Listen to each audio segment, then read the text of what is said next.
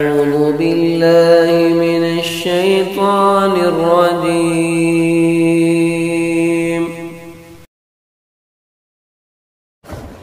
سلمہ رضی اللہ تعالیٰ عنہ اور حضرت میمونہ رضی اللہ تعالیٰ عنہ، یہ دو نبی کی بیویاں ہماری مائیں وہاں موجود ہیں۔ عبداللہ ابن ام مکتوم رضی اللہ تعالیٰ عنہ داخل ہوتے ہیں گھر کے اندر، رسول اللہ صلی اللہ علیہ وسلم کہتے ہیں احتجبا منہ، اے ام سلمہ میمونہ تم دونوں ان سے پردہ کرو۔ احتجبا کا معنی ہے پردہ کرنا، حجاب کرنا۔ رسول اللہ صلی اللہ علیہ وسلم کے قول پر کہتے ہیں کہ اللہ کے نبی صلی اللہ علیہ وسلم وہ صحابی اندھے نہیں ہیں، عبداللہ ابن ام مکتوم وہ صحابی اندھے تھے، ان کو دکھائی نہیں دیتا، تو وہ تو اندھے ہیں۔ اللہ کے نبی صلی اللہ علیہ وسلم، رسول اللہ صلی اللہ علیہ وسلم نے کہا وہ اندھے ہیں لیکن تم دونوں تو اندھے نہیں ہو، تم تو انہیں دیکھ رہی ہو۔ اللہ کے نبی صلی اللہ علیہ وسلم نے یہاں واضح کر دیا کوئی عورت کسی مرد کی طرف نظر نہ ڈالے، کسی مرد کی طرف نہ دیکھے۔ سب سے پہلے تمام قسم کی تعریف، توصیف، کبریائی، بڑائی اللہ رب العالمین کے لیے لائق و زیبا ہے۔ جس اللہ تبارک و تعالی نے ہم تمام بنی نوع انسان کو اس کائنات کے اندر پیدا فرمایا ہے، اللہ تبارک و تعالی کا سب سے بڑا ہم پر احسان کہ اللہ تبارک و تعالی نے ہمیں انسان بنایا۔ اس کے بعد اللہ تبارک و تعالی نے ہمارے لیے بہترین راستہ چنا، جس کے لیے پے در پہ انبیاء اکرام علیہ السلام کو مبعوث کرتا رہا۔ اس کے بعد اخیر میں آئے ہمارے جناب محمد رسول اللہ صلی اللہ علیہ وسلم، جو قیامت کی صبح تک کے لیے تمام امت محمدیہ کے لیے بہترین اور راہ راست تھے۔ آپ ایک بہترین چراغ تھے، مصباح تھے، جس کے ذریعے قیامت کی صبح تک آنے والے تمام لوگوں کے لیے ایک بہترین راستہ آپ نے دکھلا کیا۔ میرے حاضرین گرامی، عنوان پردہ کی اہمیت اور اس کے مسائل پر ہے۔ چند باتیں آپ لوگوں کے سامنے گوشے گزار کرنا مناسب سمجھ رہا گا، چونکہ عنوان خواتین کا ہے، توجہ خواتین سے چاہوں گا، اور بعض نصیحتیں آپ احباب کے لیے بھی ہوں گی جو انشاءاللہ آپ لوگوں کی زندگی کے اندر کارگر اور مفید ہوں گی۔ اللہ تبارک و تعالیٰ سب سے پہلے مجھے اور آپ کو کہنے اور سننے سے زیادہ عمل کرنے کی توفیق عطا کرے، آمین۔ میرے معزز حاضرین جمعہ، چھلکے دار پھل اس وقت تک محفوظ رہتا ہے جب تک وہ اپنے چھلکے کے اندر ہوتا ہے۔ کسی پھل کو جو چھلکے دار ہو، اس کو چھلکے کو اتار دیا جائے تو اس کے سڑنے میں اور خراب ہونے میں بہت زیادہ وقت نہیں لگتا ہے۔ جس طریقے سے چھلکے دار پھل جب تک اپنے چھلکے میں محفوظ رہتا ہے، اسی طریقے سے عورت کا معاملہ ہے۔ جب تک عورت پردے میں رہتی ہے، محفوظ ہوتی ہے، جب پردہ اتر جاتا ہے تو اس کی حفاظت ختم ہو جاتی ہے۔ میرے حاضرین گرامی، اللہ تبارک و تعالی نے قرآن مجید کے اندر اور نبی کریم صلی اللہ علیہ وسلم نے اپنی احادیث کے اندر عورتوں کو جو سب سے زیادہ چیز کی پابندی کرنے کے لیے کہا ہے، وہ ہے اللہ کی عبادت کے بعد اپنی حیا کی حفاظت کرنا۔ جو عورت اپنے آپ کو بے پردگی کر لیتی ہے، وہ اللہ اور اس کے رسول کی مخالفت کرتی ہے اور اللہ اور اس کے رسول کی سنت سے بہت دور نکل جاتی ہے۔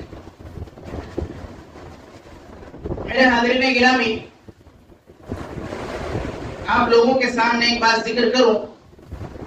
اللہ تبارک و تعالی نے قرآن مجید کے اندر ارشاد فرمایا وَقَرْنَ فِي بُيُوتِكُنَّ وَلَا تَبَرُّجْنَ تَبَرُّجَ الْجَاهِلِيَّةِ الْأُولَىٰ۔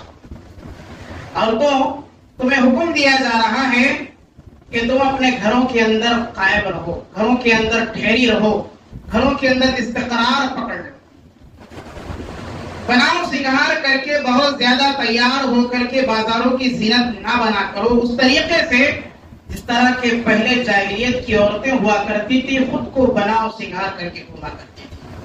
اللہ کے نبی کریم صلی اللہ علیہ وسلم کی حدیث ہے، اس وقت تک لوگ حفاظت میں ہوا کرتے تھے، جب جاہلیت کی عورتوں نے بناؤ سنگھار کرنا شروع کر دیا، ہلاکت اور تباہی کو اپنے اوپر لاد لیا۔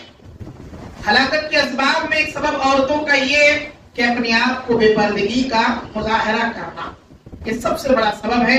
عورت کو اپنے آپ کی عزت کو ختم کر لینا، اپنے گھر بار کی عزت کو ختم کر لینا۔ لہذا اللہ تبارک و تعالیٰ نے قرآن مجید کے اندر اس آیت کے ذریعے تعلیم دی ہے کہ عورت کو سب سے بہتر جو اس کا حیا کا ذریعہ ہے، اس کا اپنا گھر ہے، جہاں پر وہ حیا کر سکتی ہے۔ بہترین ٹھکانہ اللہ کے نبی کریم صلی اللہ علیہ وسلم نے کہا کہ عورت کے لیے سب سے بہتر ٹھکانہ اگر کوئی ہے تو اس کا اپنا گھر ہے، جس میں وہ استقرار پا سکتا ہے۔ اسی طریقے سے اللہ تبارک و تعالی ہر ایک کو ذمہ دار بنا رکھا ہے، ہر ایک کے اوپر ذمہ داری دے رکھا ہے۔ اللہ کے نبی صلی اللہ علیہ وسلم کی حدیث ہے، کلکم راع و کلکم مسئول عن رعیتہ۔ جتنے دنیا کے اندر ہم اور آپ زندگی گزار رہے ہیں، جتنے ہم اور آپ آج جی رہے ہیں، ہر ایک کی اپنی اپنی ایک ذمہ داری ہے۔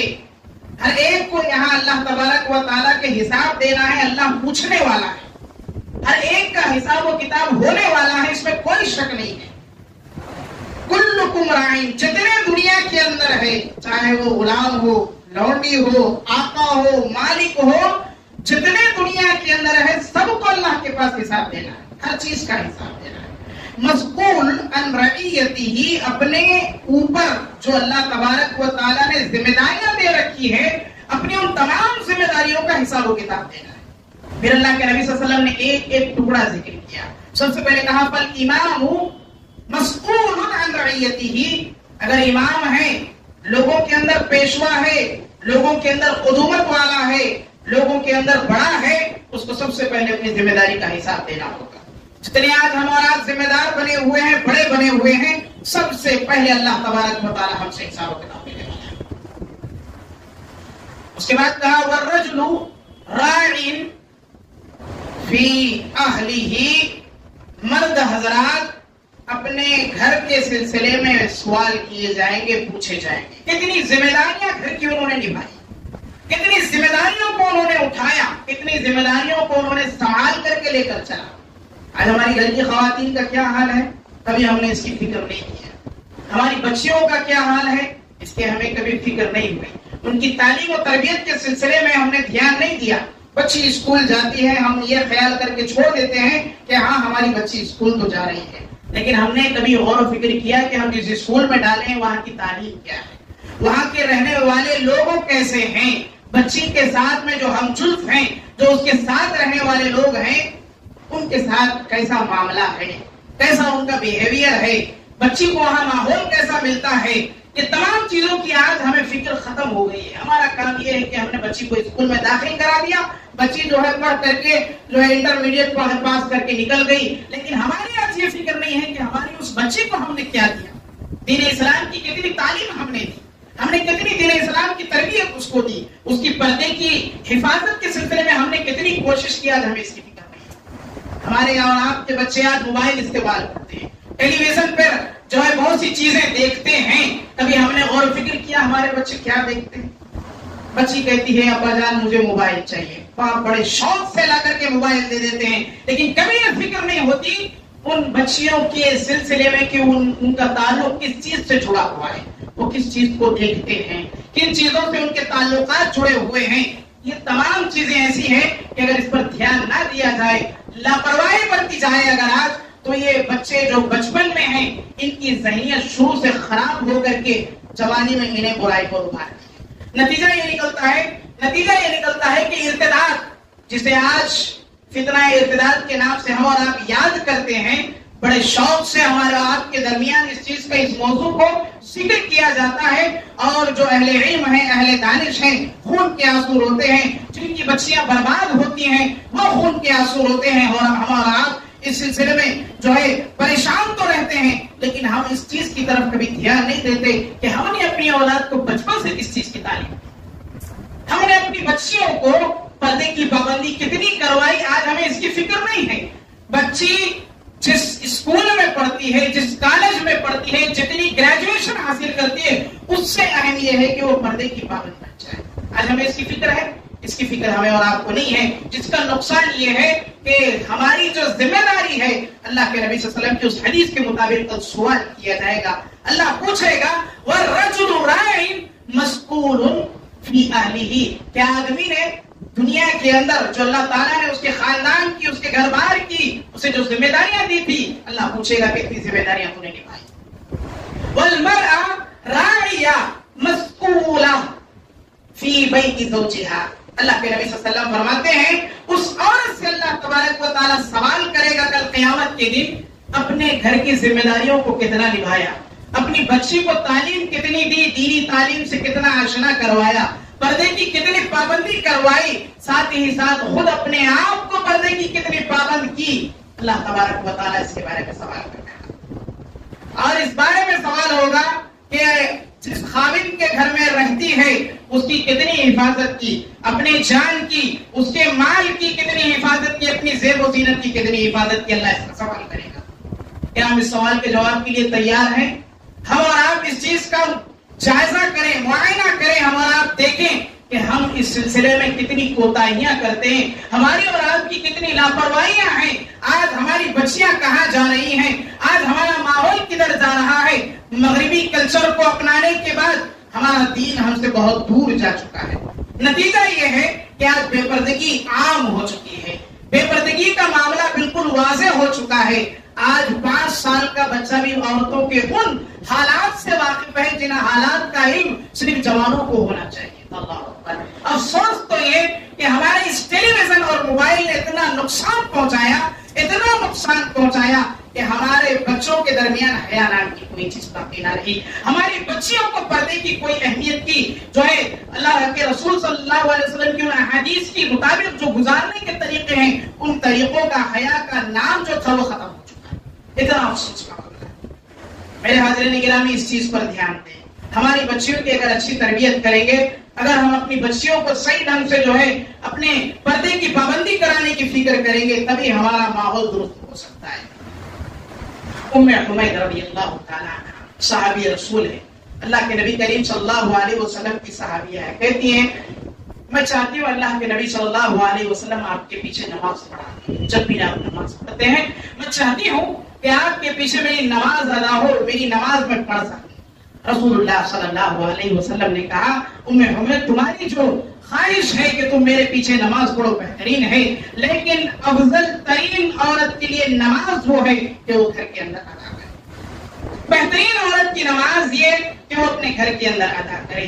اس کے بعد کہتی ہیں ام حمید رضی اللہ تعالی عنہا اپنے گھر کے سب سے اندھیرے کوٹری میں جا کر کے ایک جائے نماز بچھا کر کے نماز ادا کرتی تھی۔ نوافل نماز کے لیے اہتمام، وہ چاہتی تھی کہ نبی صلی اللہ علیہ وسلم کے ساتھ نوافل کا اہتمام کرے، نبی صلی اللہ علیہ وسلم کے ساتھ نوافل نماز پڑھے آپ کے پیچھے۔ لیکن اللہ کے نبی نے کہا عورت کی سب سے بہترین نماز وہ ہے نوافل جو اپنے گھر کے سب سے اندھیری کوٹری میں ادا کرے۔ میرے حاضرین گرامی، معلوم یہ ہوا کہ اللہ کے نبی صلی اللہ علیہ وسلم نے سختی سے اس بات کی پابندی کی کہ عورت کو ہر حال میں اپنے گھر کے اندر حیا کی ضرورت ہے۔ سب سے بہتر اگر عورت کے لیے حیا کا راستہ جو اپنانا ہے وہ اس کا گھر ہے، بازار کی زینت نہیں ہے۔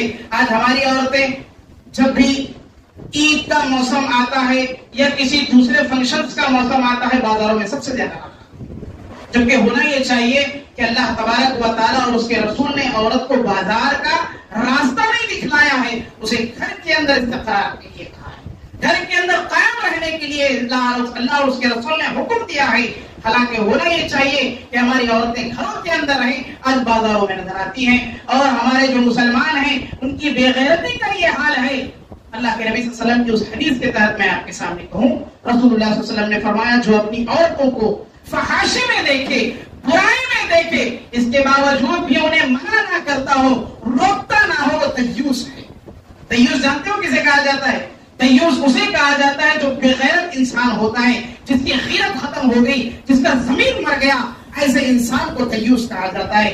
آج ہمارے اور آپ کے اندر فرق کیا ہے بتائیے میرے حاضرین گرامی، کہ ہم نے اپنی عورتوں کو فحاشی سے کتنا روکا، ہم نے اپنی عورتوں کو بے پردگی سے کتنا روکا۔ آج ہماری مسلمان خواتین بازاروں میں نظر آتی ہیں، آج ہماری مسلمان خواتین بے پردگی میں نظر آتی ہیں. کیا ہم دیوس ہونے کے قابل نہیں ہیں؟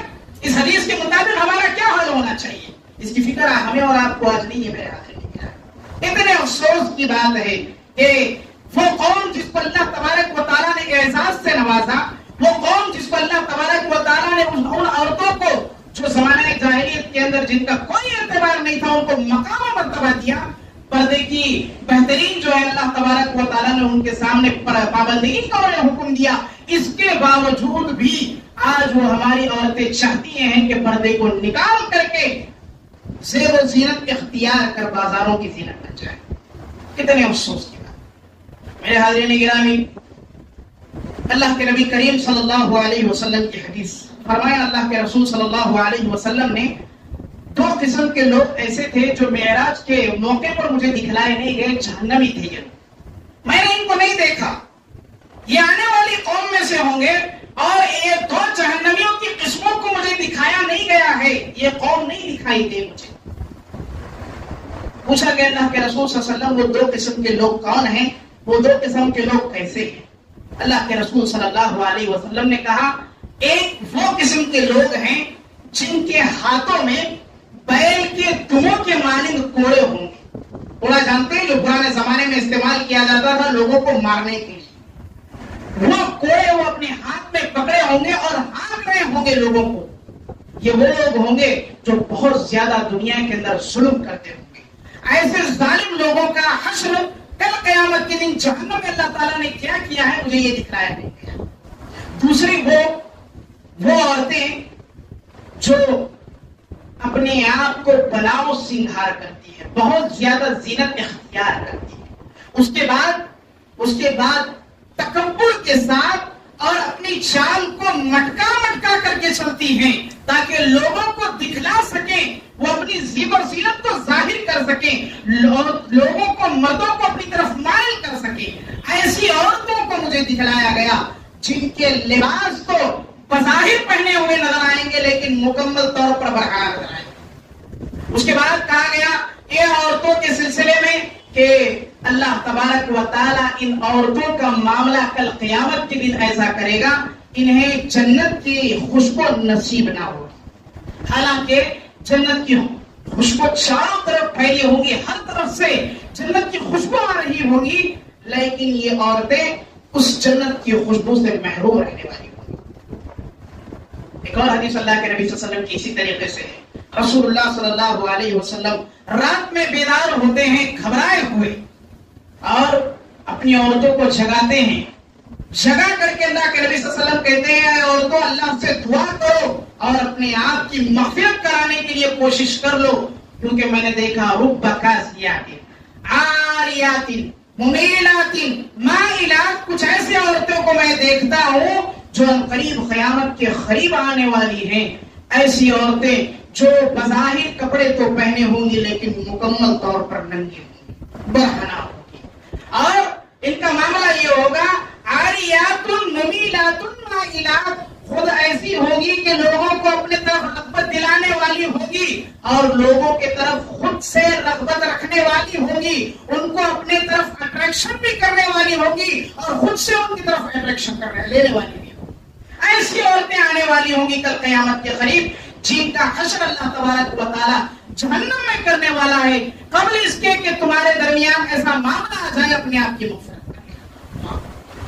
میرے حاضرین گرامی، بتانے کا مقصد یہ کہ بے پردگی جو آج عام ہے ہمارے اور آپ کے درمیان، ہمارے اور آپ کا آنکھوں کا جو پانی مر چکا ہے، ہمارے اور آپ کے درمیان بے پردگی جو عام ہو چکی ہے، اس بے پردگی کا اتنا بڑا نقصان ہے کہ سوائے اللہ تبارک و تعالیٰ کل قیامت کے دن انہیں جہنم میں داخل فرمانے والا ہے، اس کے علاوہ کوئی اور راستہ نہیں.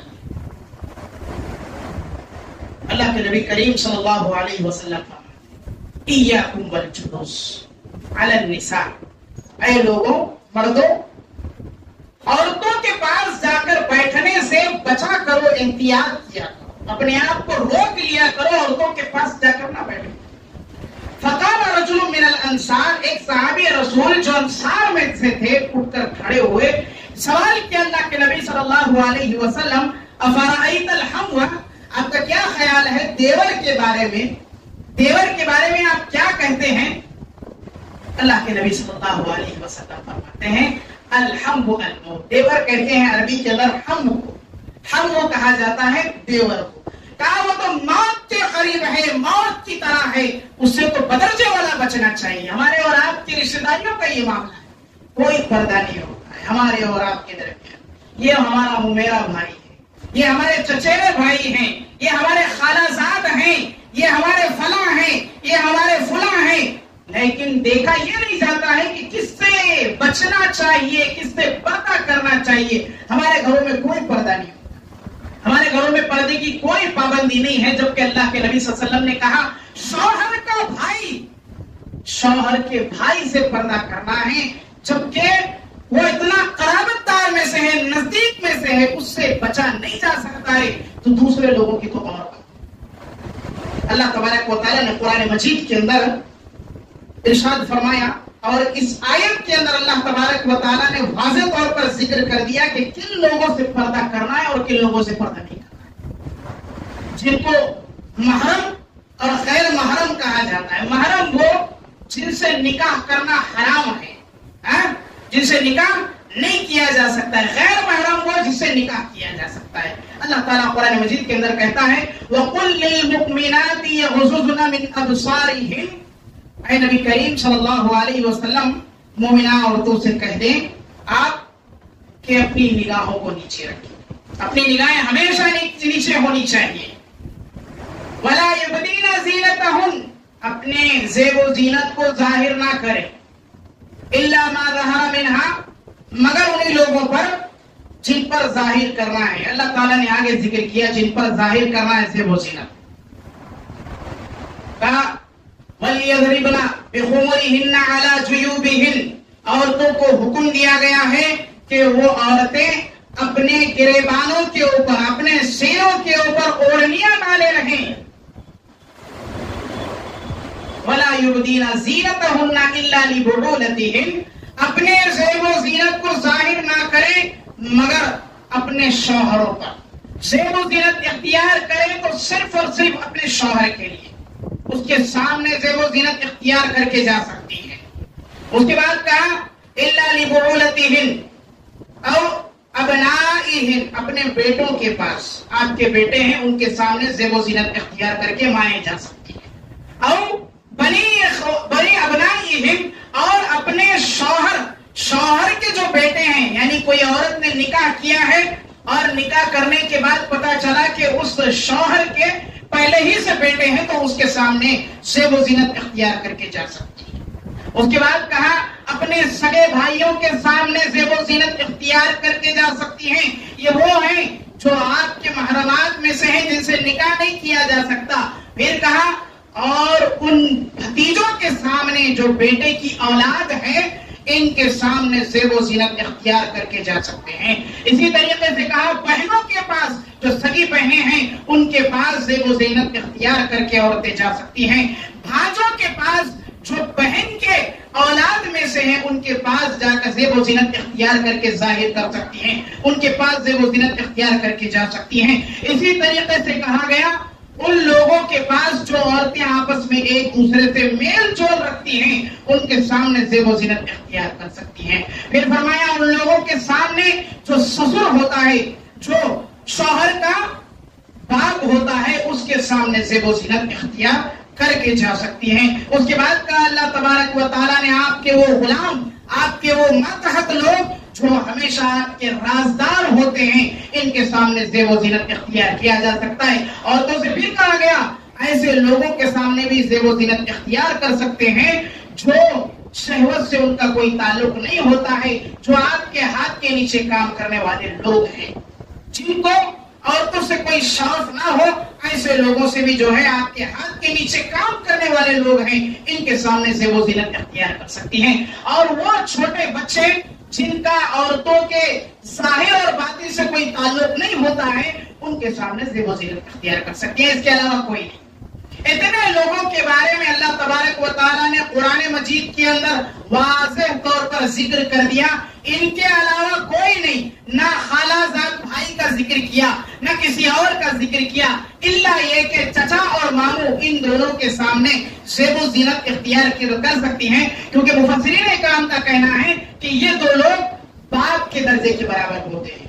باپ کو اور ماموں کو، ان دونوں کو چچا کا مرتبہ دیا گیا ہے کہ یہاں حدیث کے اندر، تو چچا اور ماموں کو باپ کا درجہ دیا گیا ہے. بہت سی احادیث کے ذریعے انہوں نے ثابت کیا کہ چچا اور ماموں یہ دونوں باپ کے درجے کے برابر ہوتے ہیں، لہذا ان دونوں کے سامنے زیب و زینت اختیار کر سکتی ہیں. ان کے علاوہ کسی کے سامنے اپنے پردے کو واضح نہ کریں، اپنے صدر کو چھپائے رکھیں، اپنے گریبانوں پر اوڑھنیاں ڈالے رکھیں، اپنی زیب و زینت کو اختیار کر کے ان کے سامنے نہ جائیں. ان کے علاوہ جو لوگ ہیں، واضح طور پر اللہ تبارک و تعالیٰ نے قرآن مجید کے اندر کہا، یہاں تک کہ حدیث کے اندر کہا گیا، رسول اللہ صلی اللہ علیہ وسلم گھر میں تشریف فرما ہے. عبداللہ ابن ام مکتوم رضی اللہ تعالیٰ عنہ کی آمد کی خبر ملتی ہے. آپ رسول اللہ صلی اللہ علیہ وسلم سے ملاقات کے لیے گھر میں آنا چاہتے ہیں.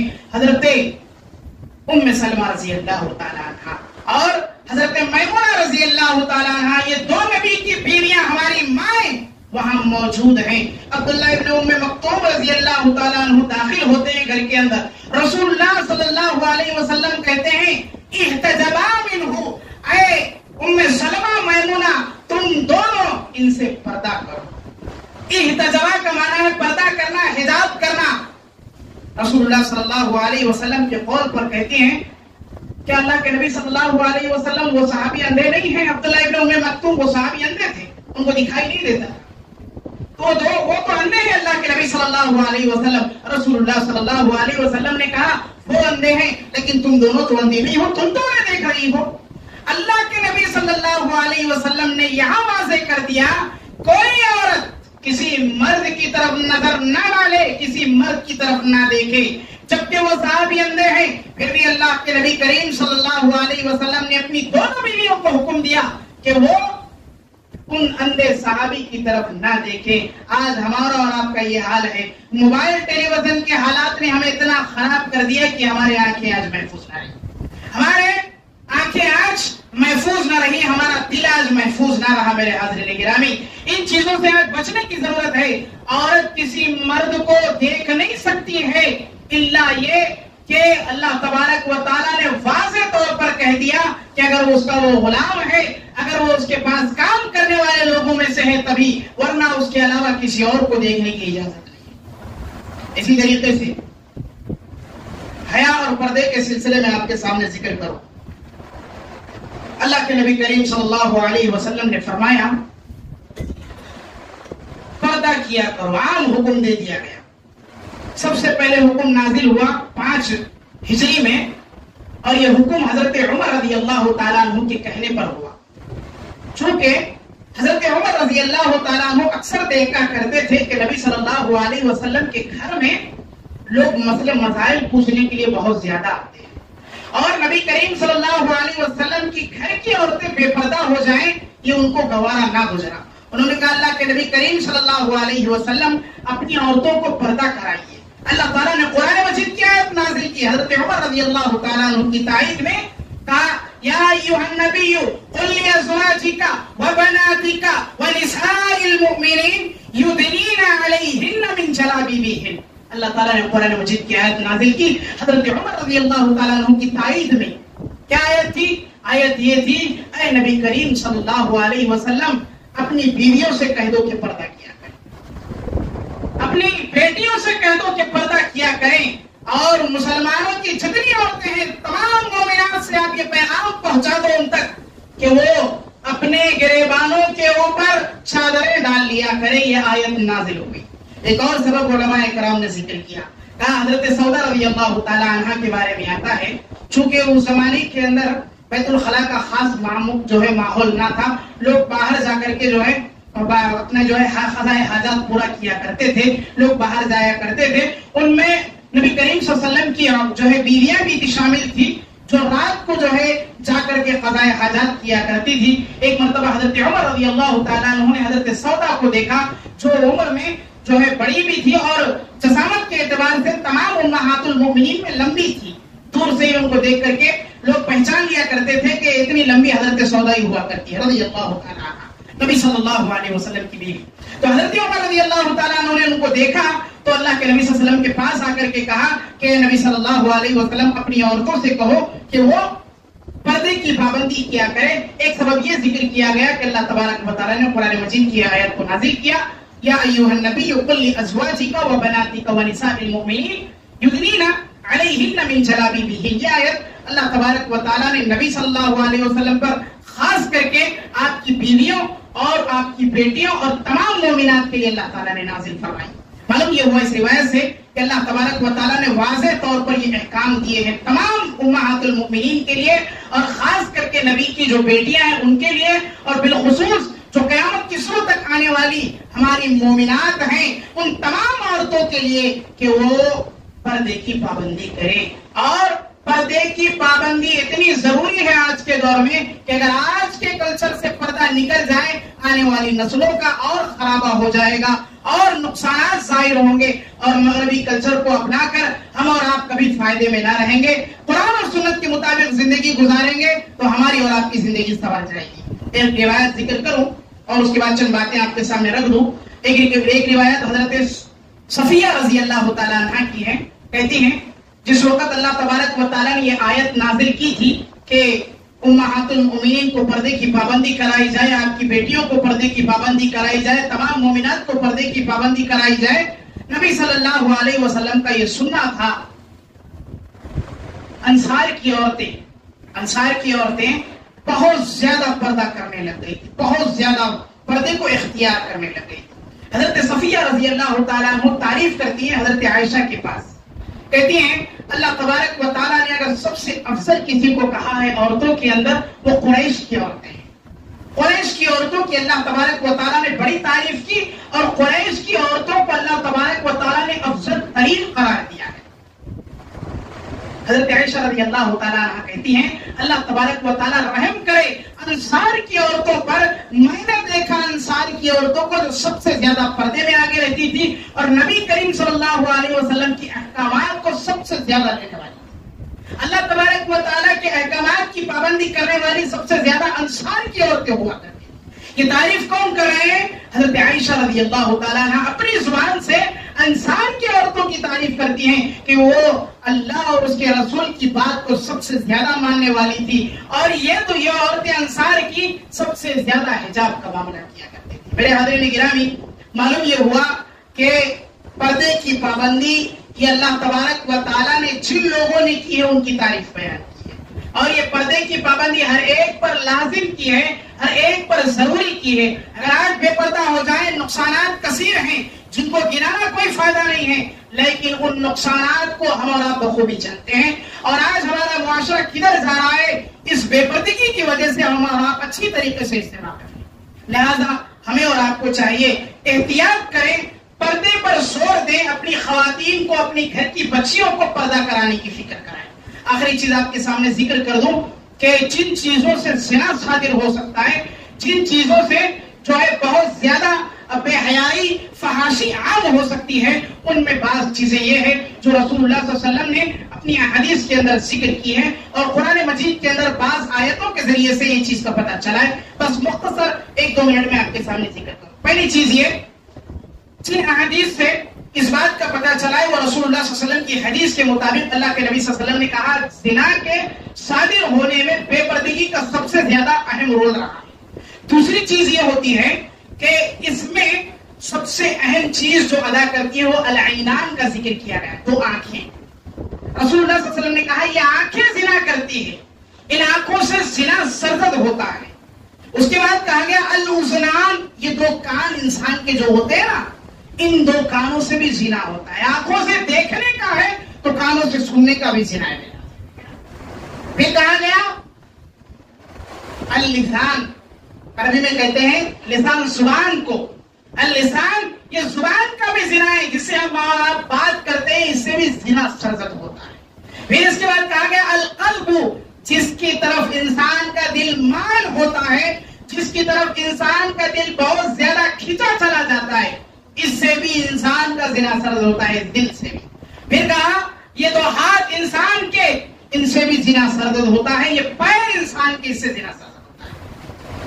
یہ تمام چیزیں. پھر اس کے بعد ایک اور چیز آپ کے سامنے ذکر کروں، وہ ہے اصوات، یعنی آواز کا زنا. عورت کو اللہ تبارک و تعالیٰ نے جب غیر اجنبی سے بات کرے تو آواز کو نرم کرنے کے لیے نہیں کہا ہے، کہا آواز کو سخت انداز میں استعمال کرے تاکہ سامنے والے کو کسی قسم کا خدشہ نہ ہو. کہیں ایسا نہ ہو کہ کچھ مریض عشق ہیں تو وہ فوراً آپ کی طرف مائل ہو جائیں. ایسے لوگوں سے منع کیا گیا ہے کہ نرم آواز سے گفتگو کیا جائے. اگر کوئی غیر اجنبی آپ سے بات کرے تو آواز کو سخت کر لیا کرے. اسی طریقے سے اللہ تبارک و تعالیٰ کے احکامات کے مطابق اللہ تبارک و تعالیٰ نے عورتوں کو جو سب سے بہتر گھر جو ہے قرار دیا ہے، وہ گھر قرار دیا ہے. اور گھر کے اندر عورت کا سب سے زیادہ اور سب سے بہتر ٹھکانہ ہے، اور اسی کے اندر اس کی حیا و پاسداری ہے، اور اس کی پردے کی پابندی ہے. اس کے علاوہ کوئی اور جگہ نہیں ہے جہاں پر عورت پردے میں رہ سکے. اللہ تبارک و تعالیٰ سے میں دعا گو ہوں، اللہ تبارک و تعالیٰ سب سے پہلے مجھے اور آپ کو کہنے اور سننے سے عمل کرنے کی توفیق عطا فرما. اور اللہ تبارک و تعالیٰ ہماری تمام جو خواتین موجود ہیں یا یہاں موجود نہیں ہیں ان تک یہ پیغام پہنچائے کہ وہ پردے کی پابندگی کریں. پردے کی پابندگی ہر ایک پر ضروری ہے. اور جو حضرات یہاں پر آج خطبہ جمعہ سنے ہیں ان سے میری گزارش ہے کہ وہ احباب بھی اپنی عورتوں کو پردے کی پابندی کرائیں، اپنی بچیوں پر دھیان دیں، کیونکہ آپ کی عزت انہی کے ہاتھ میں ہے. اگر وہ بچیاں غلط راہوں پر نکل گئی تو میرے حاضرین گرامی ہمیں اور آپ کو ذلت کے سوا کچھ حاصل نہ ہوگا. لہذا پردے پر اہتمام کرائیں اپنی بچیوں کو، خاص کر کے انہیں اس چیز کی طرف رغبت دلانے کی کوشش کریں. دین اسلام سے خود بھی جڑیں، لوگوں کو دین اسلام سے جوڑنے کی فکر کریں، اسلامی تعلیمات کو، اسلامی ماحول کو اپنے گھر کے اندر بنائیں تاکہ ہمیں اور آپ کو آخرت کے اندر نجات مل سکے. آمین یا رب العالمین. وصلی اللہ علی نبینا وما علینا الا البلاغ المبین.